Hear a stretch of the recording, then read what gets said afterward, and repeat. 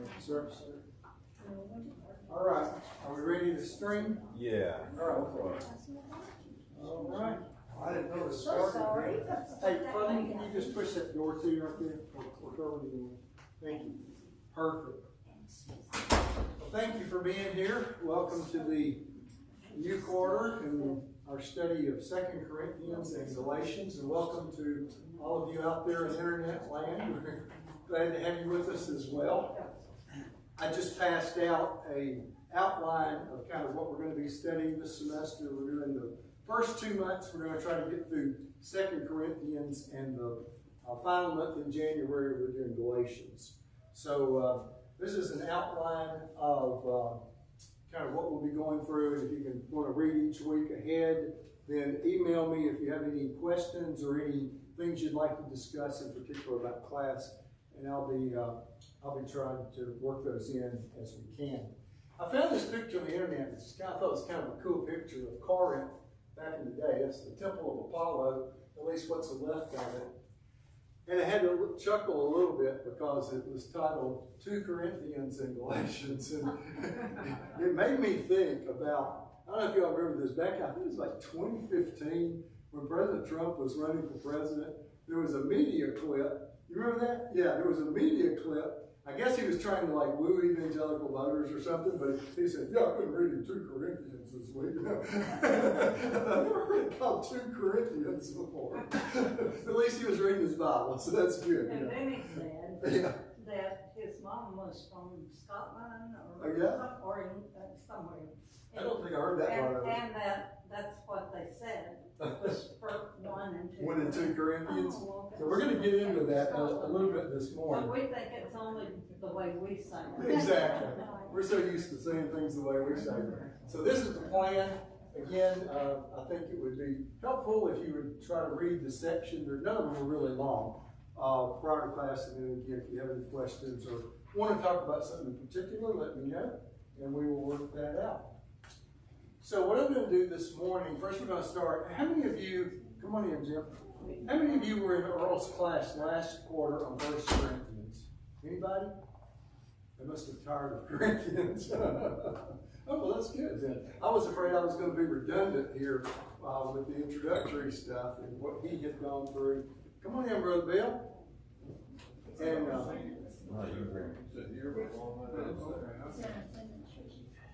I don't see an attendance sheet. Does anybody see it? Yeah, right here. Oh, it's over there in the back.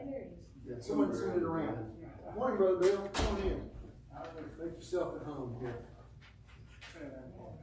So what we're going to do, I'm going to spend probably about half of the class doing just kind of a background, the introduction, first about the city of Corinth, then about the church in Corinth, and we'll get into a little bitty section of text this morning.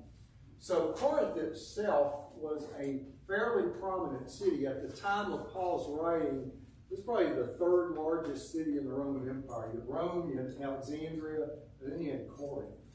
And I don't know if you can see the little picture here or not, but it's located, this is Greece and this is Achaia, and there's this little bitty stretch of land about 4.5 miles wide called an isthmus, I cannot say that, isthmus, and that's where Corinth was.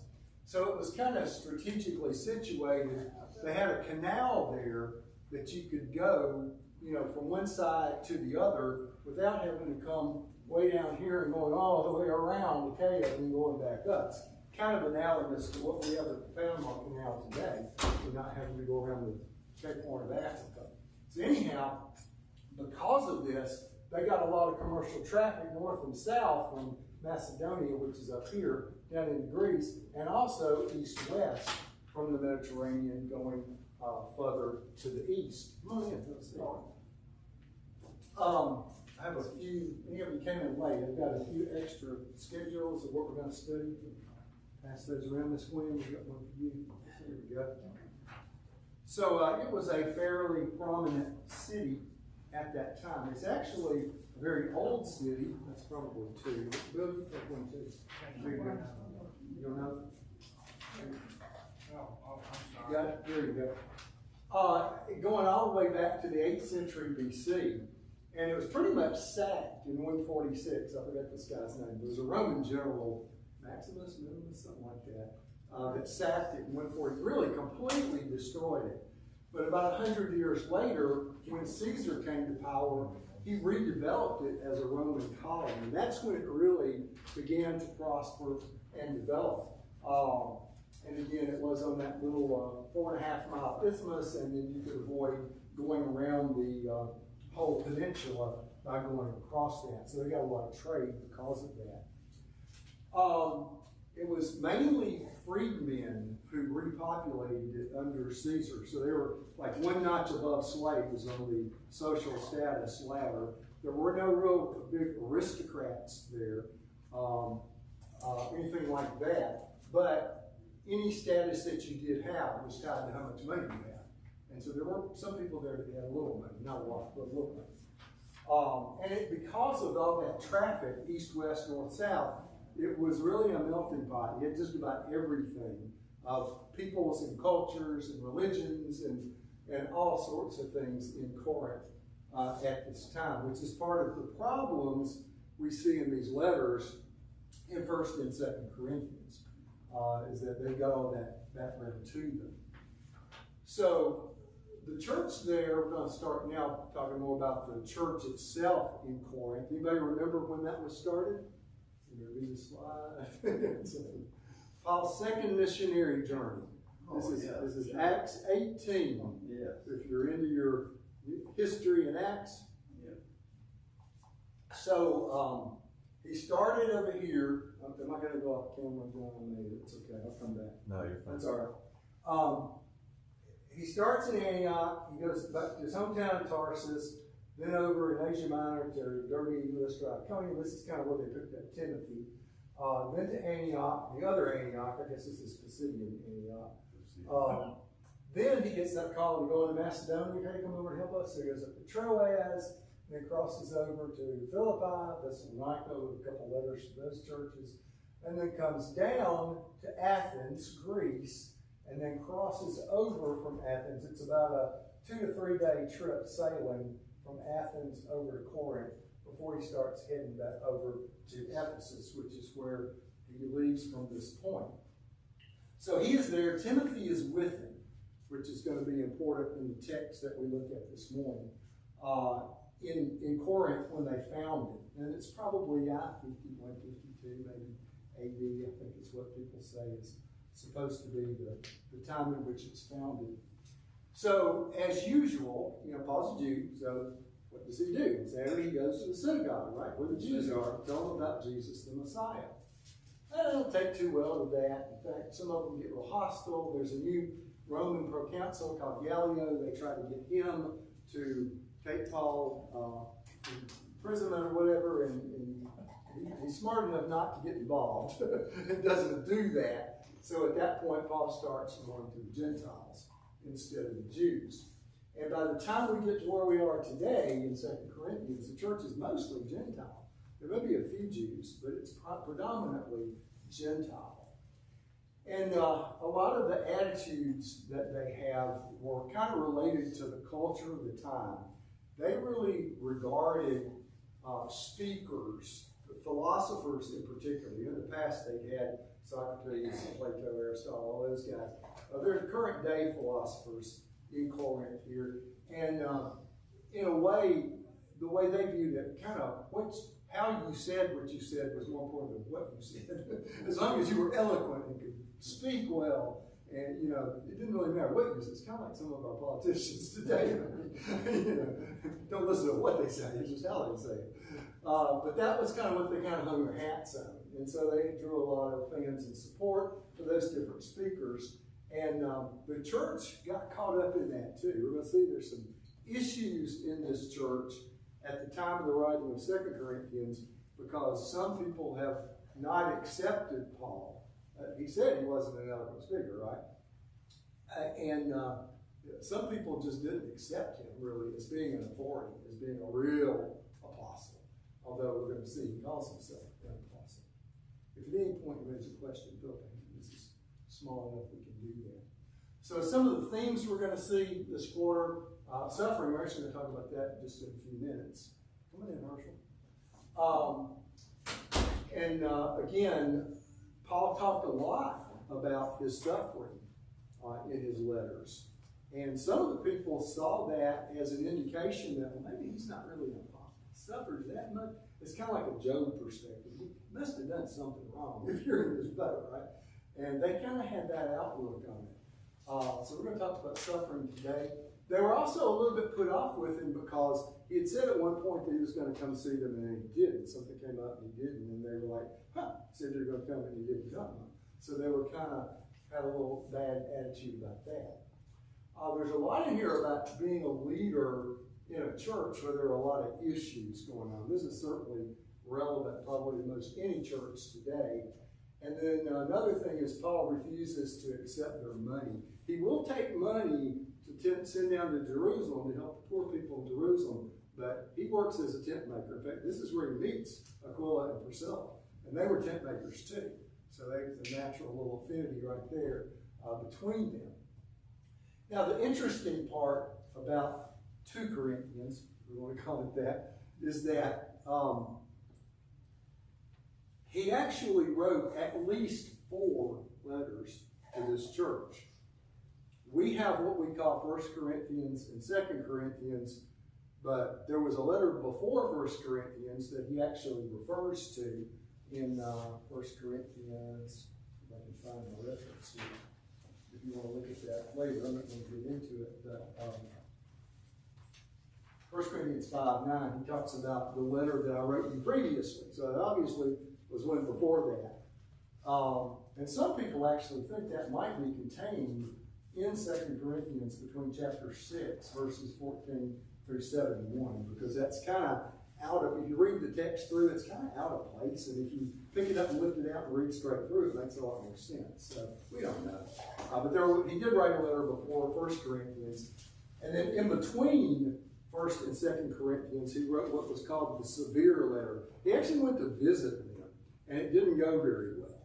And there was a lot of upsetness and stuff within the church there. And he refers to this also in some of his other letters. And then what we have today is 2 Corinthians, was actually the 4th letter that he wrote them. And some people think, again, you have to realize that these letters were not compiled until about 90 AD in Ephesus, and we're at 50. So it's like 40 years later. These letters are strewn around on parchment all over the place. I mean, they're like the security documents in Biden's garage, you know, just laying around everywhere. And so it would have been pretty easy for these things to get shuffled around and misplaced. And a lot of people think that the last 3 chapters of this book, 10 through 13, are actually the severe letter that came first. That you probably should start reading 10, 11, 12, 13, and then go back to 1 and read it in that order. We don't know. I mean, it's just kind of interesting to think about. But clearly, he wrote them at least 4 times, possibly more, but 4 times that we know about. So just to trace that, if I can make the animation work here, it'll be a miracle if I can. But again, we go back to our map, and here we are. This is Corinth right over here on the other side. Let's zoom in a little bit here for you. And then there's Ephesus on the other side over there. So, is it going to light anything up? Here we go. Here we go. It's good. So he founds the church, again, 51 AD. And he actually stayed there for about 18 months with Timothy, which is important because Timothy is a co-author. Timothy actually wrote 5 of his letters with him. It's 1st and 2nd Thessalonians, Philippians, Colossians, and Philemon. Timothy is involved in writing all those. That's where he met Priscilla and Aquila. And it's also, that's where he evidently ran into trouble because the Lord had to reassure him of, he wasn't going to endure bodily harm. So, what do we get next year? So, after settling the church there, he goes back to Ephesus, and he stays there for a while. Let's see. He ministers in Ephesus. He goes to Syria and Antioch. This is a year or 2 later, 52, 55. And this is where he writes that first letter before the First Corinthians letter. And he sends it to them with Timothy. So Timothy takes it over there. He got a distressing report from people, mainly from Chloe's household, that things weren't going well in the church there, and he's really wanting to correct that. So then he writes, when he gets this bad news, he writes the second letter, which is 1 Corinthians, which some people studied last quarter. And there it is in 5:9, where he refers to the first letter. And at that point, he says, this is where he says, I'm going to come visit you when I go to Macedonia. And he never really gets there. He gets kind of waylaid. Either coming or going from Macedonia, so I'm going to visit you. So, let's see. So he goes up to Macedonia. He finds Timothy. Timothy, when he gets to Corinth, he finds that the church is in all kinds of trouble, got all kinds of problems, and that's what he's writing 1 Corinthians pretty much to address. So he leaves immediately when he hears this. He leaves, and got a little star again. That's not the little star's supposed to go up there. There he goes.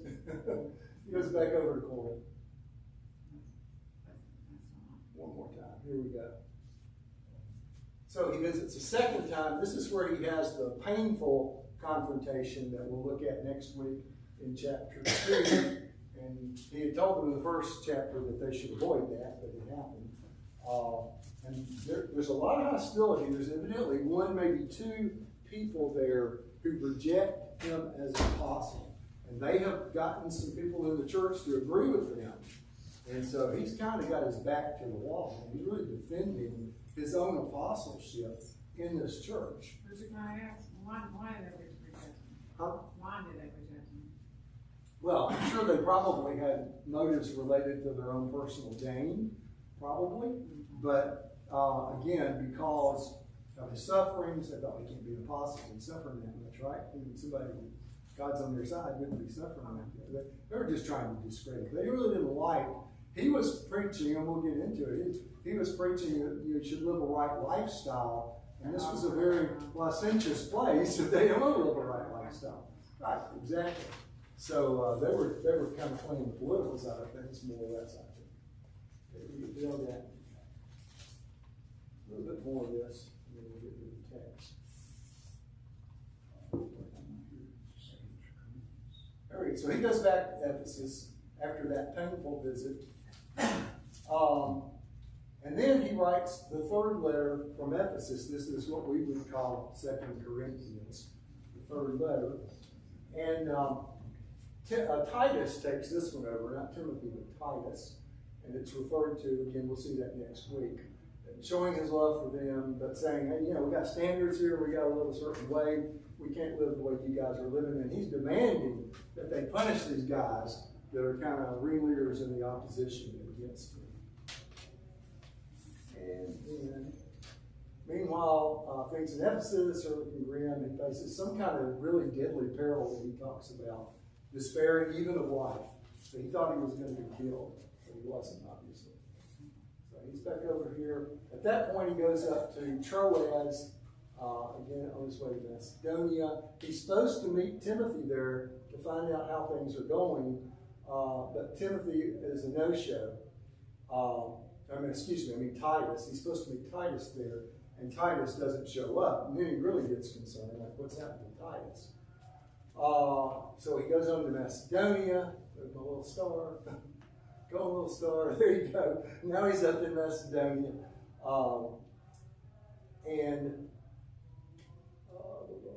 There we go. He continues ministering to those churches, mainly in Philippi and Thessalonica. And he's collecting money. All this time, on this big loop, he's taking that money to take down to Jerusalem to help the poor people in Jerusalem. We talked about that. I taught Romans a couple of times ago. That was part of the Roman letter, too, is he's picking up money to take down to the Jerusalem church. Still no Titus at this point.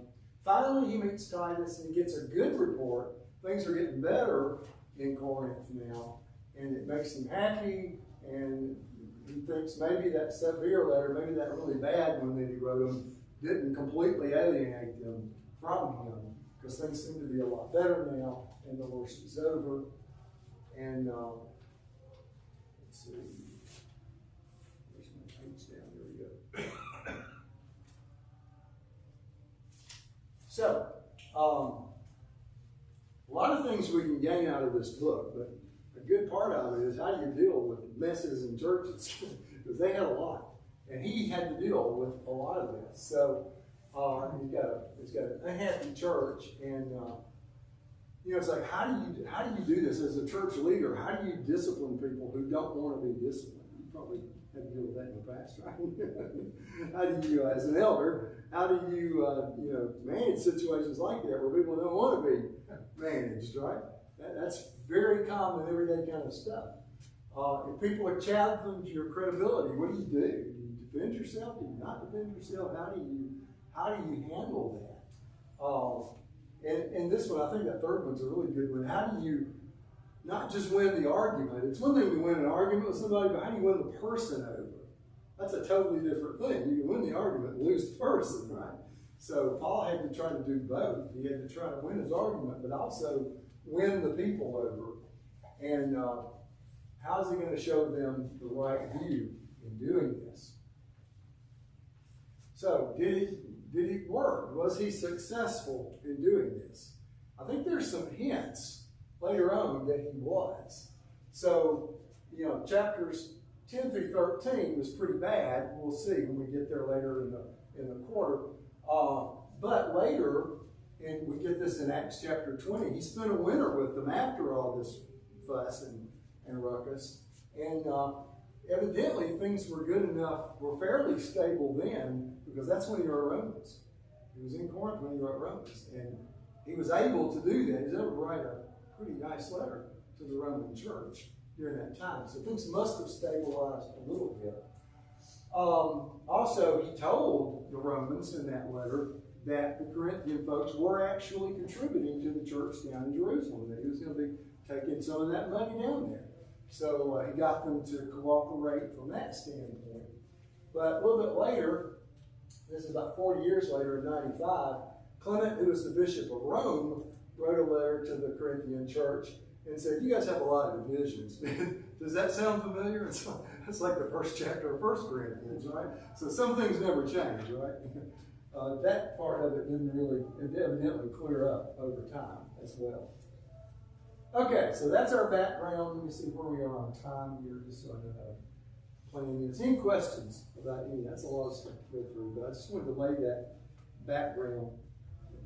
We're pretty good, actually, on time. So we're going to get to the text now.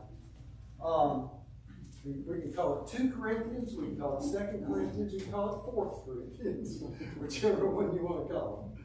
But that's what we're going to look at from this point on. So, like most of the letters of that day, just like our letters, you write a letter to somebody, you say, dear so-and-so, this is me, and I'll give you a little greeting or something like that. They did the same thing. They had kind of their form that they used. This one differs a little bit than a lot of his letters. The one thing is a lot of his letters open up with Thanksgiving and stuff. No Thanksgiving in this letter, at least not right off the bat. Maybe a little bit later into it. He starts off, I'm Paul, and I'm an apostle. He's really making that very, very clear. And he's not just an apostle. He's an apostle by the will of God. So, what does apostle mean? Anybody know what that word basically means? Someone who is sent out, messenger. Right. There's kind of 3 different ways you can interpret the word apostle. And one of them is just very general. Anybody that is a messenger or a representative that's sent to do a task. I mean, anybody could be that kind of an apostle. And there are people like that that are referred to in the New Testament. They're not the apostles. They're just people who were sent for a task. Then there's another level where it's someone who's been associated with one of the 12 apostles, or Paul, who claims to be an apostle because he saw Jesus on the road to Damascus. But it's not in that group. So it's more like Barnabas. Somebody who was very familiar with them and associated with them, he was referred to as an apostle. And then the third level is someone who's directly commissioned by the Lord to be a messenger for him. That's who he's claiming to be. He says, I'm not just your general apostle. I'm not just a friend of the apostles. I'm the real deal. That's what he's saying. How does that differ from, like, say, in the Old Testament, a prophet? Think about Jonah, for instance. In terms of being commissioned? Yeah. Some of those guys probably, I think the same word, if you look at the Septuagint, I think the same word is used in the Greek version of the Old Testament. So if they had a mission and they were sent, they were, an apostle, and it's apostolos, I guess it's what the Greek would probably call Jonah, or someone like that. So they didn't have, I guess you might consider maybe the priests and the Levites as being more like the 12 apostles in that sense, being more specifically ordained by God for a specific task, as opposed to, I want you to go and tell people in Nineveh about something, a little bit different there. I'm not really sure, kind of shooting me up here, but clearly they had that function, right? So he does say. Also, wasn't a prophet was more teaching his own people, right? Versus Paul here is, yes, called specifically to us. To a different people. Yeah, to a different specifically to the Gentiles, right? Yeah, so the prophets are always, they're Jews, so they're talking to the Jews, basically. And the Jews are not doing what's right, obviously. So I didn't mention that it's not just Paul that's writing. He says Paul and Timothy, and we don't really know, did Paul write half and Timothy write half? Was Timothy just his amanuensis, was just his secretary, and just Paul dictated and he wrote it down? We don't know. But Timothy was involved in writing, like I said, 5 other letters besides this one. So, and Timothy was important. I think it was important that he mentioned Timothy involved in writing this letter because Timothy was there when they started. He was right there at the very beginning. They all knew who Timothy was because he was there when Paul got the church started. So that gave him a lot of credibility right there. That's the greeting. And then it's written, the part that it's written to is obviously the church in Corinth, but really he intended it to be distributed beyond just Corinth, because he says also all the saints in the whole of Achaia. If you go to that big map that we looked at a while ago, that big old piece of land there on the left-hand side, all of that is Achaia, where Sparta was and all that. Yeah, it's a big piece of land. So he intended this letter not just for the people in Corinth, but for all the people, all the churches that were in Achaia. And we don't know, I don't know how many there were at that point. And then he gives his introductory grace and peace. Again, no thanksgiving, but grace and peace to you in Jesus. And we're going to talk more in a second here about peace. That basically is the grace is charis, which is just the Greek word for showing mercy, showing grace toward someone. The peace is the Greek equivalent of shalom. So yesterday was Shabbat Shalom, and the Sabbath is always the peace where we rest. And so they would have been very familiar with those terms. All right, let's see if I'm leaving out anything that I wanted to cover. I think we hit it all pretty much. Oh, he does mention, we'll get down to that in a second. We're not quite there yet. Okay, so we're going to look at the first really kind of opening passage of the letter, and then we'll stop. Let's make sure I've still got the time to do this. Yeah, it's just 11. We're good. Okay, so let's look at verses 3 through 11. Blessed be the God and Father of our Lord Jesus Christ, the Father of mercies and the God of all comfort, who comforts us in all our affliction, so that we may be able to comfort those who are in any affliction with the comfort which we ourselves are comforted by God. For as we share abundantly in Christ's sufferings, so through Christ we share abundantly in comfort too. If we are afflicted, it is for your comfort and salvation. And if we are comforted, it is for your comfort, which you experience when you patiently endure the same sufferings that we suffer.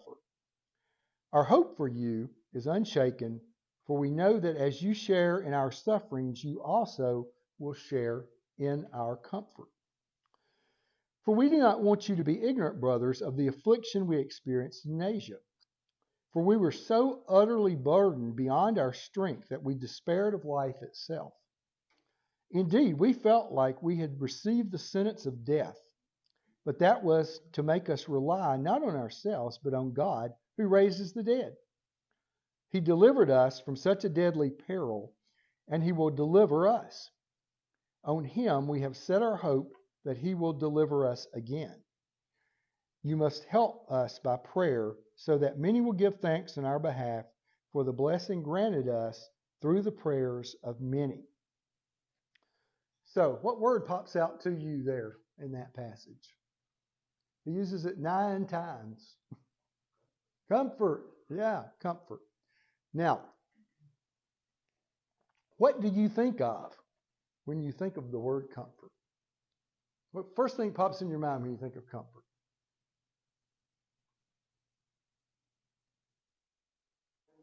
Warm blanket, nice fire, cup of tea, cup of coffee. Yeah, that's right. Yeah, that's not what he's talking about. Okay, so comfort is a legitimate translation, but it's really not the best word to be used here. What this word is, it's a word, a Greek word called, if I could say it, parakletos is the noun, but the verb is parakaleo. And compound word, parakaleo. Para means alongside, kaleo is to call. So it means to call someone alongside you, to help you. Really encouragement. Some versions actually use encouragement rather than comfort. And encouragement is probably a better word because it doesn't conjure up images of warm blankets in my fireplaces and things like that we think about. So he's telling them that God is the God that can encourage us in these difficult circumstances, that He can provide for us in all this. Like I said, he uses it 9 times. Now, the other interesting thing is why? Why? He's praising God for comfort in affliction, but what is the purpose of that comfort? What is the purpose of that encouragement in affliction that he points out here? Why are we doing that? Why does God do that for us? So we can help others. Exactly. Read real well. So we can help others in verse 4. So that's a kind of a different way of looking at suffering. You know, you think about suffering. Nobody wants to go through suffering, right? It's not pleasant. It's not fun. Yeah.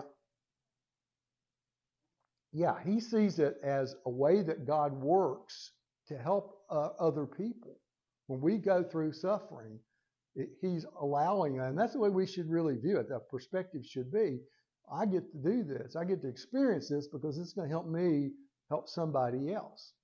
I'm just scanning. Has anyone had a child die in here? I don't think so. I think about Dennis and Linda. I think about the Neelys. I think about, there's at least one other person I know that has had a child die.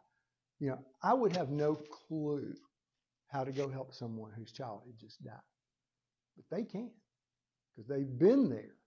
They've been through it. They know the feelings. They know all of that stuff. And Dennis runs a great grief share program, usually during the holidays, for people that have lost loved ones. That's what he's talking about here. He's talking about using suffering as a tool to help other people. God is working through us and through our suffering. We're sitting there going, why am I suffering? I don't like this. Why am I going through this? God's using that to help other people. And he's using it to help these Corinthian Christians, as Paul is writing to them here. Yes? Comfort, to me, I kept thinking, but now you bring it up, is Uh-huh. to help us. That's right. To begin with, to help us so we can help others. It's a comfort to us. Uh-huh. Comfort means so many different things Well, in a different way. Right. But most of it, he's talking here about helping us. Exactly. Now, who listens to hippie radio besides Kerwin? I know Kerwin does. Okay, Jim does. All right. We got stuck on hippie radio too. I don't know if you listen to it on Sunday mornings coming in or not, but there's a Catholic program on Sunday mornings as we're driving. And last Sunday, I was listening to this, and I wasn't listening that closely, but one thing that I heard really stuck in my mind because I thought, oh, that's going to be good for class next week. But I think the context was they were talking about what had happened in Maine last weekend, of the guy that shot up all those people in Maine and finally committed suicide. And they said this phrase, slogan, whatever you want to call it. They said, hurt people hurt people. Healed people heal people. I thought, that's pretty good. I mean, that's right out of 2 Corinthians. I mean, it's really true. The people that usually do that kind of stuff are people who have been hurt themselves. And it's kind of their way of getting back or dealing with it or whatever. But people that have been through it and healed from it are in a position to be able to heal other people from it. I just thought. And trust God. Yeah, that's right. If we read the scriptures, we'll know more about how to trust God. Mm-hmm. Especially when you live alone like me and live alone. Yeah. You'll learn to trust God.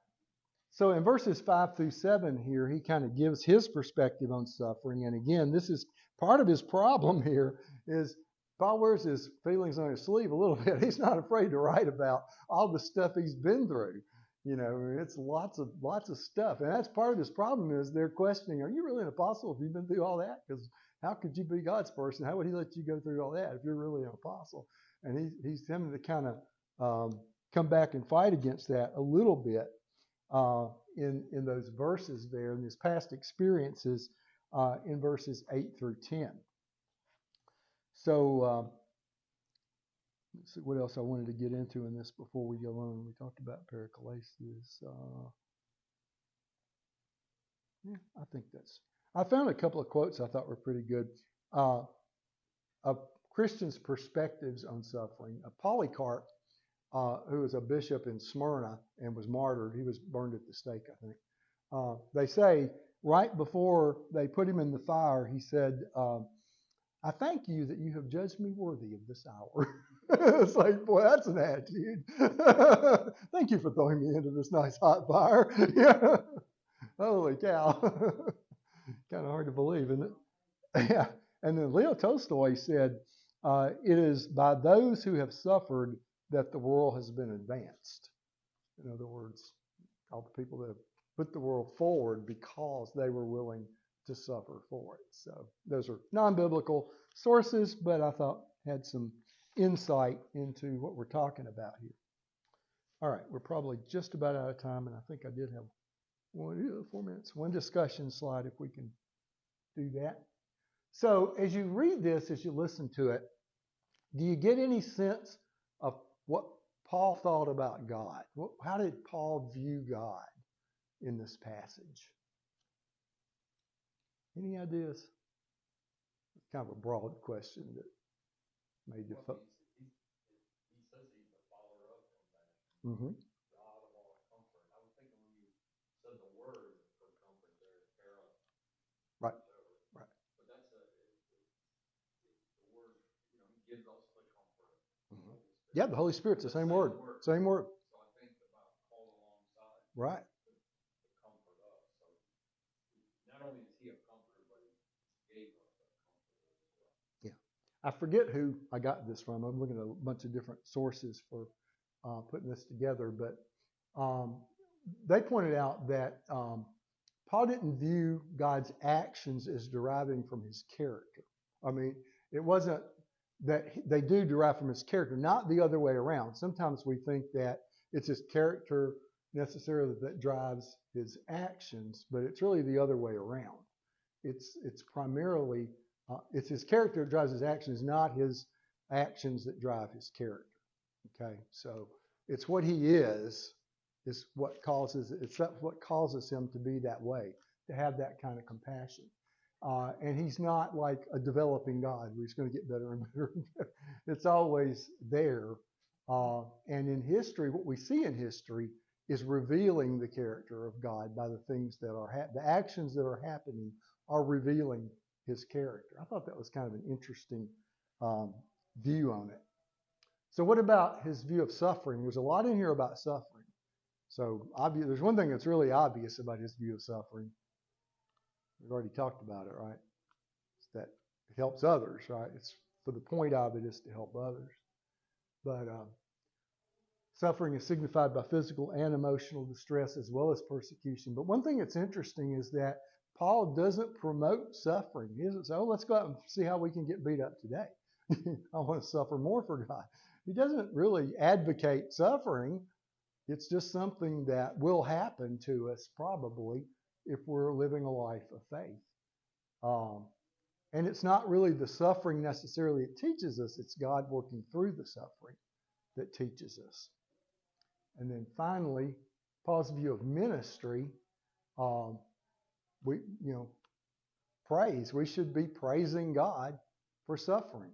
The last little thing there that we read was asking for prayer in the suffering. And so how much do we pray? I actually have in my phone, I've got an app I use that has different categories of prayer. I got a whole category just for suffering, for people who are suffering, to pray specifically about their suffering per se. And so that's part of ministry. I mean, we don't think about that maybe as ministry, but prayer is a big part of ministry. And we should be praising God for the opportunity that when we do suffer, we don't want to seek it out. We don't want to, be like Polycarp and ask him, throw me in the fire, please. But when it happens to us, we need to have that perspective of appreciating what can happen. I've told Dennis, I said, Lauren, I don't know if y'all knew this, Lauren's condition and Linda's condition are almost identical. In fact, they are so close. A lot of times the doctors can only tell the difference in the autopsy. They'll tell people, oh, you've got this. And then they'll die and they'll do an autopsy and say, oh, you really had this. And so they're very close. And I've told Dennis, I said, I've been through this a little bit. To call because that I've been there. I know what you're going through 100%. So we can talk anytime. And, he's being a little stoic, but, I appreciate that. I'm a little stoic too sometimes. So, but that's an opportunity to praise God for having the ability to help someone else because of that. Miss Glenn? And having this trust. I go back to trust. I don't think we speak enough about trusting God. Right. Well, having this trust is the reason we pray. He mentions that. We feel that God is going. We've got that much trust in God to help us. He mentions that there toward the end of that passage. It says, on him we have set our hope that he will deliver us again. Yeah. It's that hope that drives us in all of that, right? Because he was raised, that we will be raised, and whatever happens to us is going to be a temporary thing. So you're right. I mean, that's a very important aspect of enduring suffering. I think that might be my last slide, and I think we're probably right at 11:16. So any final thoughts, questions anybody wants to raise? If not, next week we're going to go on into chapter 2, the rest of chapter 1 through the first 17 verses of 2. And this is where he mentions about, I was going to come to see changing plans, that sort of thing. And then there's a section in there on forgiveness and triumph. I borrowed these section headings. I use ESV, and I just kind of used the section headings that they came up with rather than creating my own. So if you got an ESV, it's going to follow. If you got another version, then it may be a little bit different in your version. But anyhow, at least we've started 2 Corinthians. or 4 Corinthians. Yeah, 2 Corinthians. Thank you for being here. Maybe next week we'll pick up a few more with some of the ladies come back. I don't know how many ladies went to the retreat. Was it about 50 or so probably? Yeah, They probably set me straight.